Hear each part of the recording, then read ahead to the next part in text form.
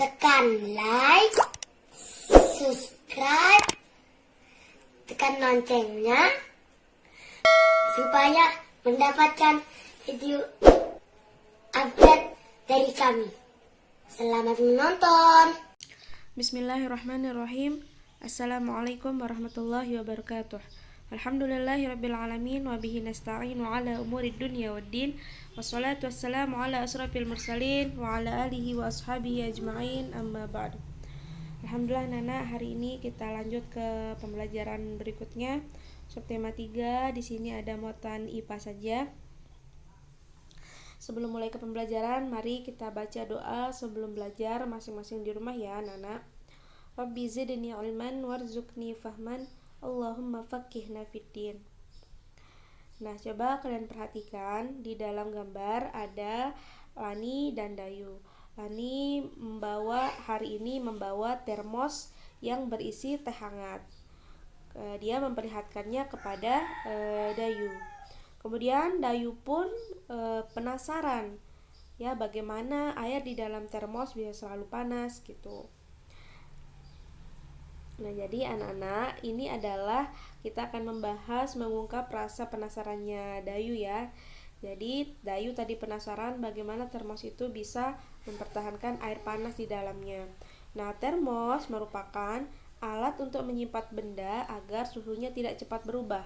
Fungsi termos seperti bendungan yang menahan air aliran panas. Seperti yang kita ketahui, kalau kita mau piknik atau pergi kemana-mana, ibu kalian biasanya tuh kalau mau buat kopi nanti dia selalu menyediakan air hangat yang dimasukkan ke dalam termos. Kenapa? Supaya hangatnya itu tetap bertahan lama.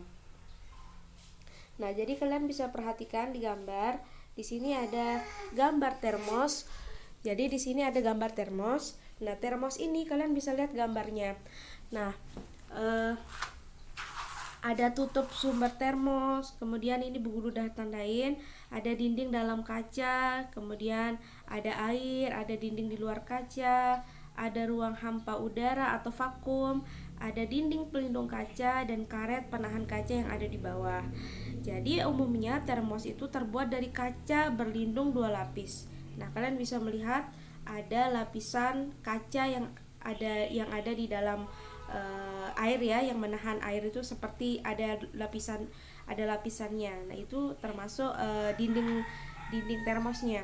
Jadi di antara kedua dinding kaca tersebut ada ruang hampa udara atau vakum yang berwarna abu. Jadi ruang hampa ini berfungsi mencegah hilangnya panas atau menahan panasnya tetap bertahan lama. Jadi bagian tutup termos terbuat dari gabus atau plastik yang bersifat isolator, ya. Jadi ada bagian-bagian di sini yang menggunakan dua sifat benda, yaitu ada yang isolator, ada yang konduktor. Nah, jadi selain termos itu, masih ingatkah kalian apa saja peralatan yang dibuat berdasarkan sifat konduktor dan isolator? Kemarin kita sudah membahas di materi kemarin, ada materi-materi yang terbuat dari isolator, benda-benda yang terbuat dari konduktor. Nah, sekarang kita akan bahas kembali. Nah, ternyata kalau kemarin kita menyontohkan bahwa konduktor itu benda apa, isolator pun benda apa.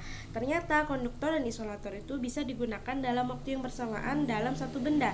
Contohnya di sini ada setrika yang bahannya dari isolator atau konduktor. Jadi bagian konduktor di bawah ini adalah bagian yang menahan panas. Jadi kemudian isolatornya itu untuk tempat memegangnya itu adalah isolator ya. Kenapa harus dibedakan ada yang konduktor dan isolator? Kalian bayangkan ketika ingin menyetrika, kalau dipegang bagian atasnya itu terbuat dari konduktor semua, tangan kita bisa melepuh ya.